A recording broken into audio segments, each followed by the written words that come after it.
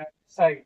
एक होती है डेबिट, इसे हम डीआर बोलते हैं, और एक होता है क्रेडिट। क्या होता है? क्रेडिट। तो डेबिट क्या लिखा है रियल अकाउंट के अंदर? क्या होगा? What's coming. जो चीज आपके बिजनेस में आएगी वो क्या होगी? डेबिट। चाहे पैसा है, चाहे सामान है, चाहे कुछ भी है, वो क्या होगा? क्रेडिट होगा। फिर लिखा है व्हाट्स गोज आउट। जो चीज आपके बिजनेस से जाएगी, चाहे सामान जाए, चाहे पैसा जाए, चाहे कुछ भी जाए, आपका वो क्रेडिट होगा। ठीक है? रियल अकाउंट में जो चीज आपके बिजनेस में आएगी वो डेबिट। चाहे सामान, पैसा, कुछ भी आए आपके बिजनेस में, वो डेबिट होगा। जो चीज आपके बिजनेस से जाएगी वो क्या होगी? क्रेडिट होगी। फिर लिखा है nominal account. Nominal account expenses, जितने भी आपके बिजनेस में खर्चे होंगे वो क्या होंगे? डेबिट होंगे। और जितनी इनकम होगी आपके बिजनेस में वो क्रेडिट होगी।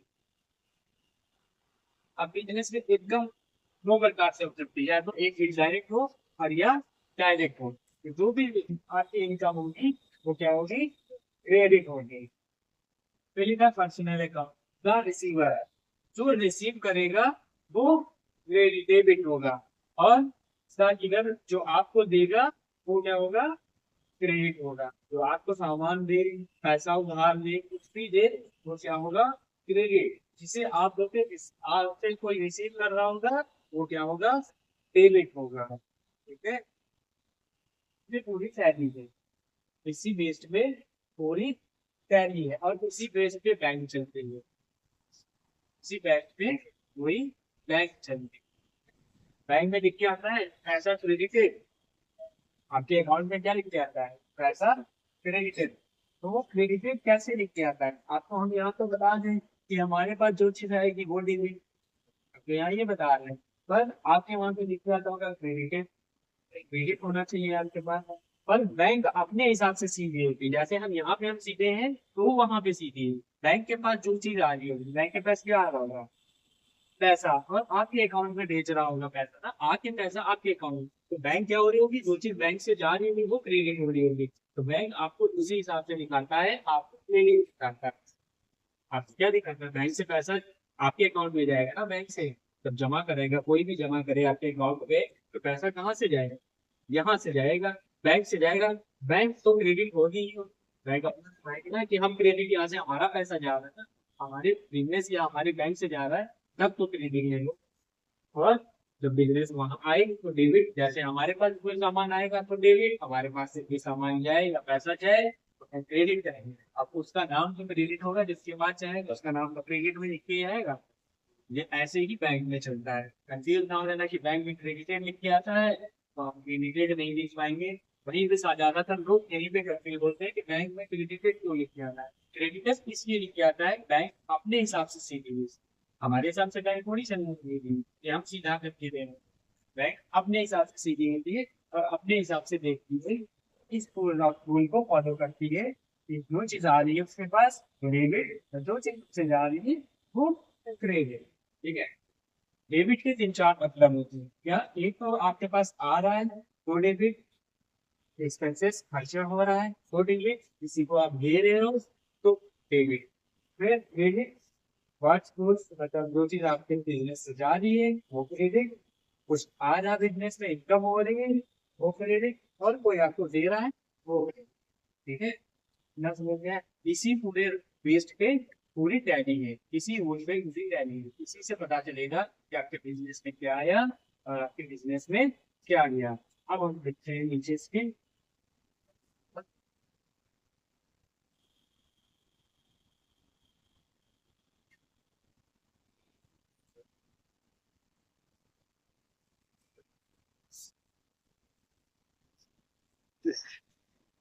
अब रुपीज का साइन होता है, ये सिंबल है रुपीज का,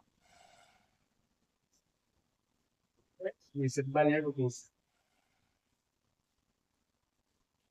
अब रुपीज बन जाए तो ये भाई कैश का मतलब होता है नगद खरीदना। भाई कैश का मतलब नगद खरीदना। आपने एक बिल्डिंग खरीदी है, भाई कैश नगद खरीदा 1 लाख रुपए की, तो आपके बिजनेस में क्या आया? क्या है? बिल्डिंग। क्या डेबिट होगा? वेटिंग डेबिट होगा। जो चीज आपके बिजनेस में आएगी वो चीज डेबिट होगी।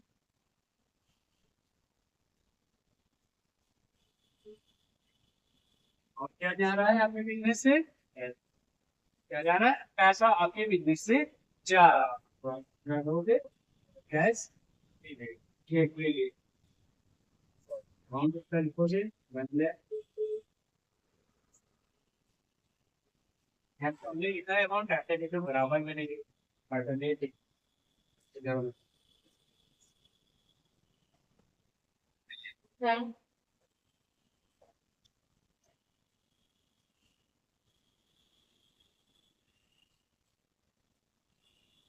Of rupees 6,000 by cash. 6,000 रुपए का फर्नीचर खरीदा है नगद। तो क्या होगा डेबिट? फर्नीचर डेबिट होगा। क्या होगा सिल्वर? क्या होगा? डेबिट क्या होगा? फर्नीचर डेबिट होगा।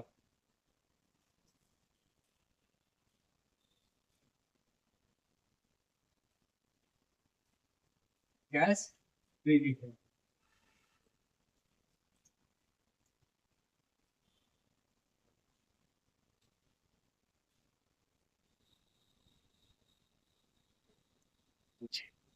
By cash of rupees 7,000 purchase कब सामान खरीदा है बाई कैश नगद खरीदा है रुपीज 7,000 का नगद सामान आपने खरीदा है।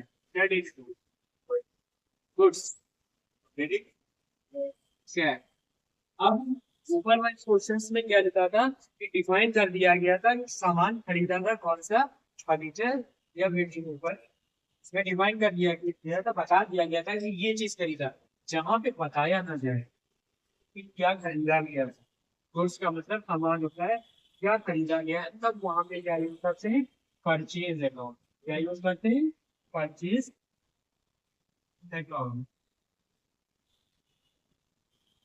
यहाँ पे बताया गया है कि आपके गुड्स में कुछ भी खरीदा जा सकता है। आपके बिजनेस में गुड्स में कुछ भी खरीदा जा सकता है। एक सामान नहीं खरीदा, मल्टीपल सामान गुड्स के अंदर बहुत से सामान आ सकते हैं। तो जहाँ पे गुड्स लिखा होगा वहां पे आप परचेज अकाउंट लिखोगे।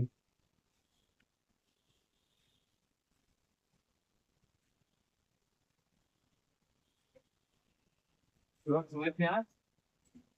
समझ में आ?